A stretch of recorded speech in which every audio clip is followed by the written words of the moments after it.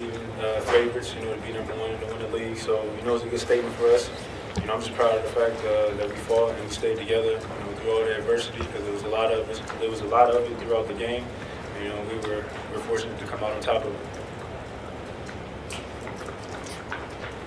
Was the emotion in this game just because of the fact that they're preseason #1, is the fact that you guys have post games? You guys seem not only visually be more emotional, but just seem to be more charged up than usual.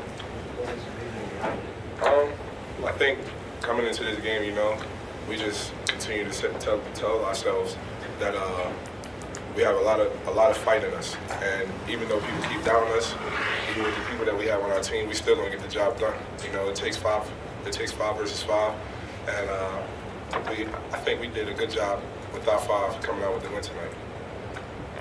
And with only having 8 guys too, have you all gotten that kind of sense that just with the numbers being so low and with that kind of adversity, do you guys feel like it's kind of brought the best out of you all? Yeah, I think that brought us together tremendously. Like we know what's going on campus, and us losing our players, we just stick together, But the 8 guys we got gonna go to war no matter what. And building on that a little bit, you're having some of your better offensive games here lately. You hit 2 big threes today. Do you feel as a senior, you need to kind of step up in that role? You guys get farther along in NEC play? Yes, sir. And whatever the game calls for, I have to step up and make the play. Coach Toole told me that. When I get overshot, I got to knock it down. We're down to the man, they're gonna, try to take away Bill and Luck a lot. So that's open the games up for me. Carvel, can you talk about how big it was for Kayvon to make the free throws down the stretch? It was big. He hasn't been a very confident, consistent free throw shooter. He just hasn't had much confidence, at the free throw line. But you seen today, he just played free. You can see it even at the line. He told us before he walked to the line that he was going to make it. And, you don't hear that out that much. So, I feel like we've seen him maturing, growing up a little bit, and happy birthday to our youngest. It was his birthday today. Three of you guys played 30 or more minutes. How tiring is that? Is that going to wear you down eventually? No. we do a whole lot of running in the off season, and even a whole lot of running during the season. So our legs is used to this. We go up and down every day in practice, and it's longer than 30 plus minutes. So this is nothing. We just got to continue to take care of our bodies and continue to fight. So from the conditioning standpoint, are practices almost sometimes harder than the games? Right, this Coach Toole kind of prepared you guys for that. You've been. I've seen it. Yeah. This practicing the games is totally different. It's a lot more physical play. So, even though we have 5 days until our next game, I'm pretty sure we're gonna have a little lighter practice now. Aaron, what were your thoughts when you went to the line for the last? I ain't even gonna lie, I was nervous because that was like my first time being in a position like that, shooting big free throws like that. But I'm just glad that the second one bounced in, gave us a 4-point lead to close the game. I'm just happy. When's the last time you think you might have been in that situation?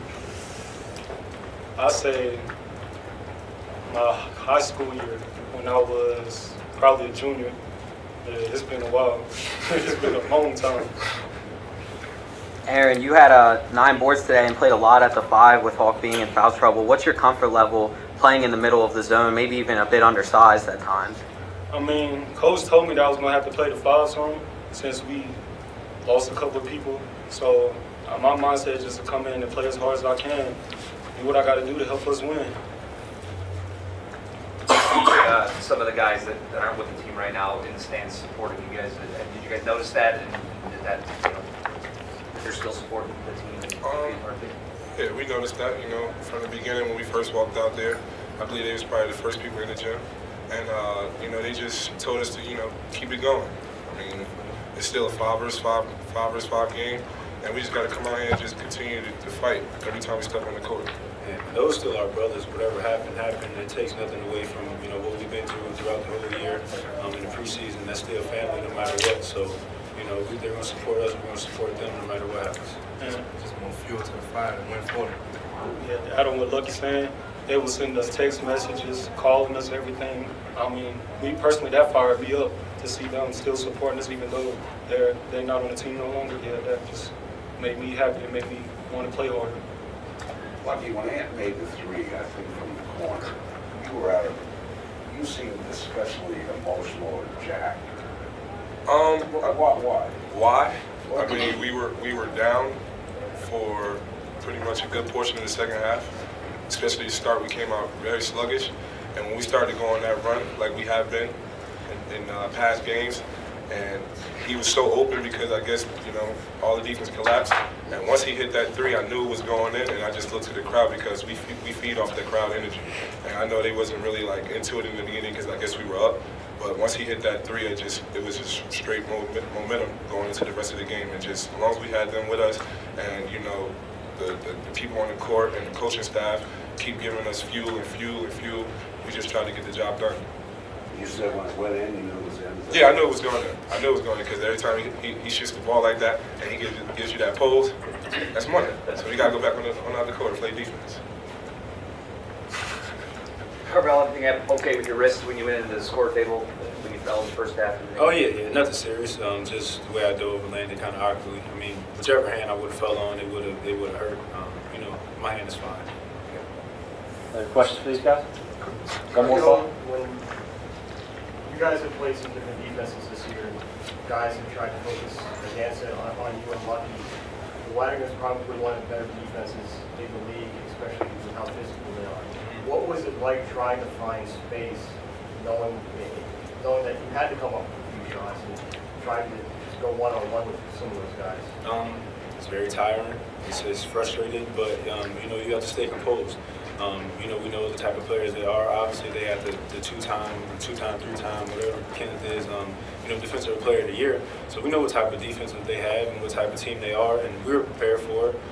You know, so just gotta wait on screens, and you know, my teammates did a good job of screening for me and cutting hard, and so they couldn't just take me away. You know, and if they do try to take me away, we got more than enough people to hurt them. So. Oh. I don't know if this is possible, but it seems like in these two games, you guys have played even harder, like more on the floor, more going after loose balls, fighting for rebounds. Is that true, or is it just me? No, it's true. Our sense of urgency went up. That's the one that we're down, guys. We want to keep this going for them.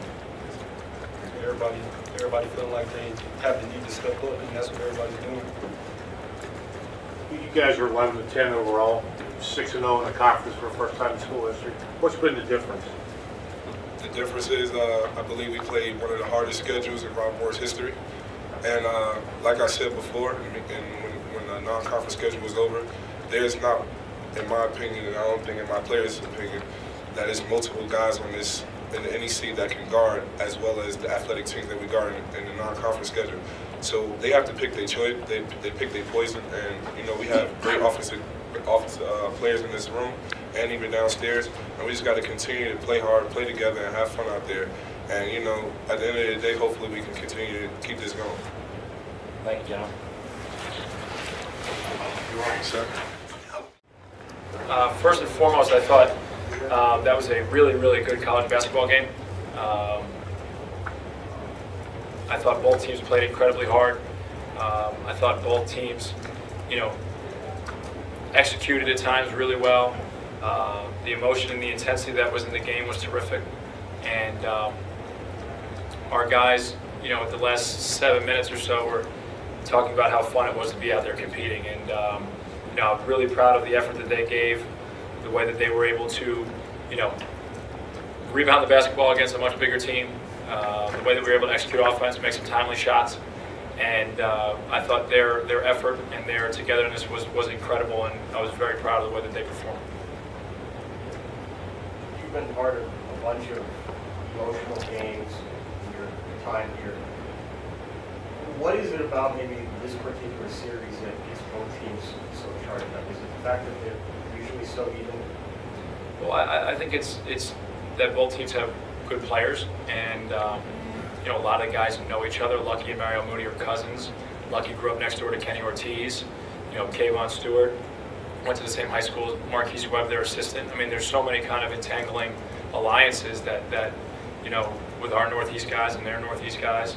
And they have really good, talented teams who play hard. You know, it wasn't always the case when I got here that, you know, there was a couple of years where there wasn't much of a rivalry.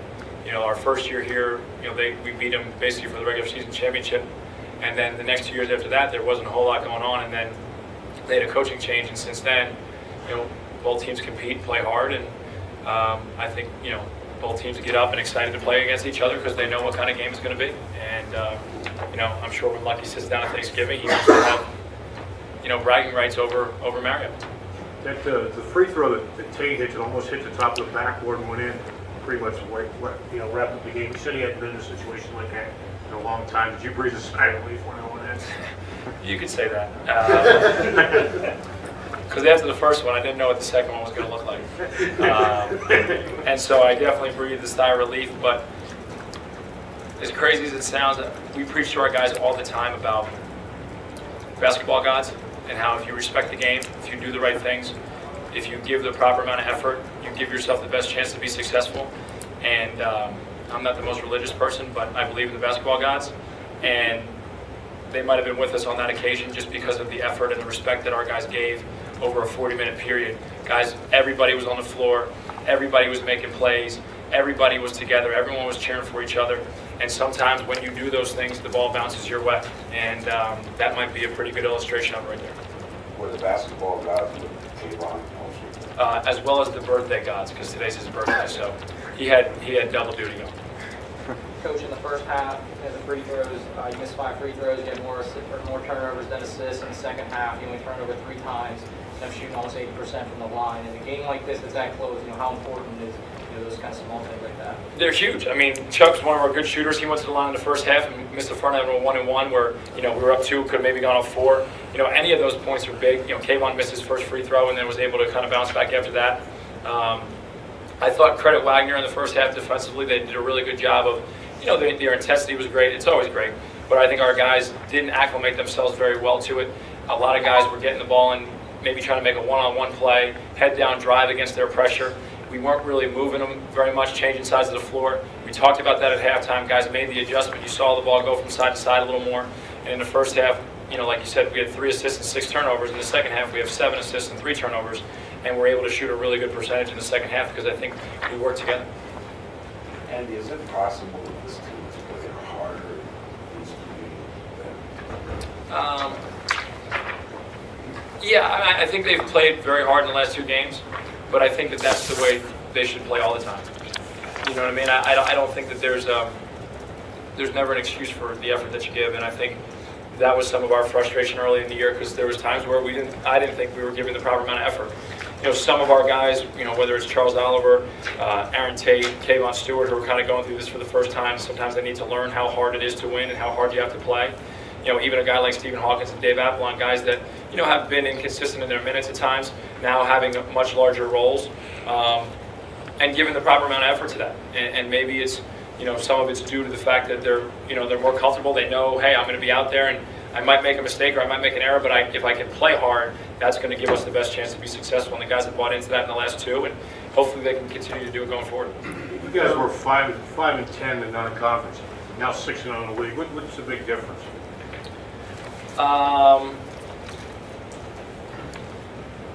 You know, I think I don't know if you can really pinpoint one thing and just say, okay, this is the difference.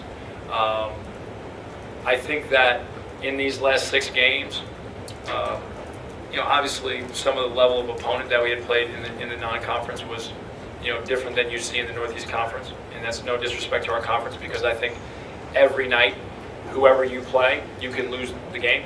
And it doesn't matter if you're 6-0 or 0-6. I think if you look at the scores so far this year, every time teams have stepped on the floor, you don't really know who's going to, you know, if you were a betting man, it'd be hard to pick winners Thursdays and Saturdays in the NEC. And so, you know, I think that that's helped us. I also think that, you know, we're getting a little bit more comfortable with the zone defense, even though it's sometimes drives me crazy. it's the best thing that we have, and I think our guys are getting a little more comfortable in some of the situations that they're seeing. I mean, we implemented that, maybe the first week of December, and now they've been playing it for about 5 weeks, and so we've seen how teams attack it, we've seen how people approach it, and are able to adjust. And I think guys are playing with confidence. I think they're playing together and they're playing with confidence, and when you do that, those things can really help you perform at a higher level. With you all down to 8 guys now, what have you really learned about your team over these past 2 games, in the way they've responded? I've learned a lot about them, to be honest with you. I mean, I shouldn't say I learned a lot about them. Yeah. Some of the things that I thought would occur have occurred. Guys stepping up, guys rallying together. We did a sign on Friday morning with the cast from 8 is Enough. They've never seen 8 is Enough, and we put their pictures on it. And so when they came into the locker room, we have a 70-inch smart touch screen, and it says 8 is Enough on the screen. And we told them, we looked at some of our better performances this year, whether it was at Alabama, whether it was at Mount St. Mary's, whether it was at Bryant, and we said the 8 guys that are in this room are basically responsible for those performances. And we constantly talk to them about what we have in there is enough. Is it gonna continue this way? I don't know. I hope so. Okay. Are we gonna continue to win every game in the NEC? Probably not. Right. I mean, it's just doesn't happen that often. But the way that we're playing and the effort that we're giving, I like coaching this group, and I like the way that they've come together and responded to the situation. And we just got to keep building on that and tightening some things up as we go and face different situations. Are you old enough to see 8 is Enough? Oh yeah. Oh, don't be like that. On rerun. Whose idea was the sign? I mean, I guess mine at the end of the day, but we just started trying to throw things out there with the number 8, and that was kind of the one that came up, and it was a little bit goofy, and they had the little kid, and Kayvon was the little kid, and so it was something just to kind of lift everyone's spirits a little bit, and maybe it's something they can buy into. Andy, you were down 7, media timeout. What was said in the huddle, maybe, and because your team immediately came back and rallied? You know what? I kind of jumped them a little bit in the huddle, to be honest with you. I didn't like our look. I didn't like our energy to start the second half.